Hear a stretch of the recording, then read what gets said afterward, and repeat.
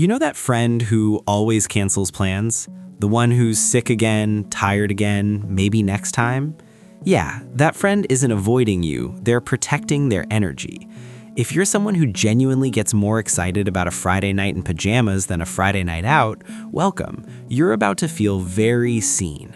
And today, we're breaking down the psychology of people who love staying at home, the ones society calls boring, but science calls something else entirely. Here's the thing. Extroverts feel more alive when they are around people. They get energy from noise, movement, and activity. But introverts, people who prefer solitude, they find their balance in stillness. Every social interaction, even a fun one, uses up their energy, and home is the only place where they can truly rest and recover. Psychologists call this optimal arousal theory, or as I like to call it, your Goldilocks zone. Some people's brains need more stimulation to feel good, others need less. Think about it neurologically. Your brain has what scientists call an attention filter. For some people, that filter is wide open. They need a lot coming in to feel engaged. But for others, that filter is more selective. Too much input isn't energizing, it's overwhelming.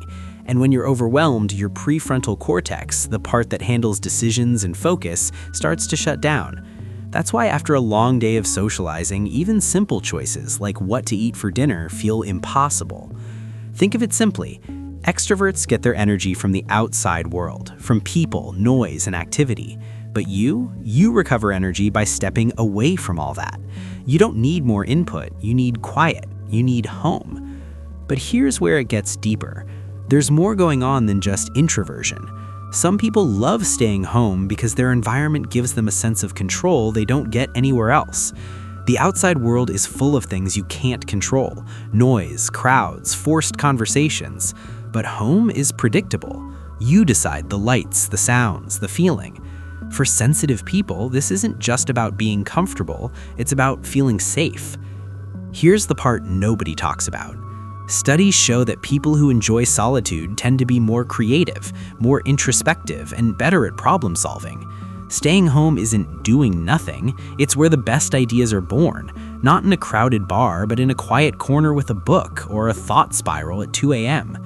Newton developed calculus during a plague lockdown. J.K. Rowling wrote Harry Potter in cafes and quiet corners, not in some glamorous writer's retreat. Solitude isn't hiding from the world, it's where you process it. And let's be honest, society romanticizes being out there, the influencers, the party pics, the live your best life culture. But what if your best life is a documentary, some soup, and zero obligations? That's not sad, that's self-awareness. And here's something frustrating. Society doesn't just misunderstand this, it actively punishes it. Think about it. When you're a kid who wants to stay in during recess, you need to make friends. When you turn down Friday night plans, you're missing out. When you prefer one deep conversation over a loud party, you're so quiet. It's like the world has decided that being social is the only valid way to be human. And for people who recharge in solitude, that message lands as you're broken. Now, I need to be real with you for a second, because not all staying home is the same. Some people stay home for a darker reason: social anxiety, past trauma, depression that quietly whispers, "What's the point?" And for them, home becomes both a refuge and a cage. So it's important to ask yourself, do you stay home because it fills you up, or because leaving feels too heavy? Because one is peace, the other is hiding. If you're staying in because you're recharging, because you have things you genuinely want to do, read, create, think, rest, that's healthy, that's intentional. But if you're staying in because the thought of stepping outside fills you with dread, if you haven't seen real sunlight in days, if you're not taking care of yourself, that might be your nervous system sending you a signal. There's no judgment here, just honesty. And if that second one feels too close to home, it might be worth talking to someone. Really. But for those who truly love staying home, you're not missing out. You're just living differently. You find joy in small rituals most people rush past. The morning coffee routine, the way the light hits the room at sunset, the favorite spot on the couch that's shaped itself to your body over the years, the sound of rain against the window, the silence of a Sunday morning, the freedom to be ugly, weird, unfiltered, without a single soul watching.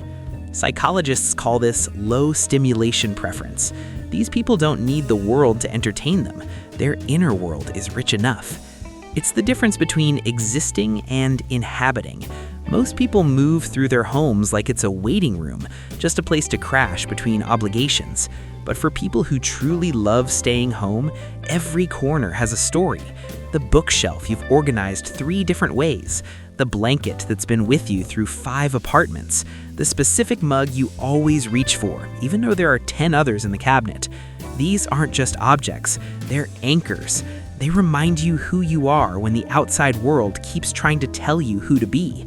So if you're someone who turns down invitations without guilt, who feels genuinely happy on a solo Saturday, who'd rather rewatch your comfort show than make memories, you're not broken.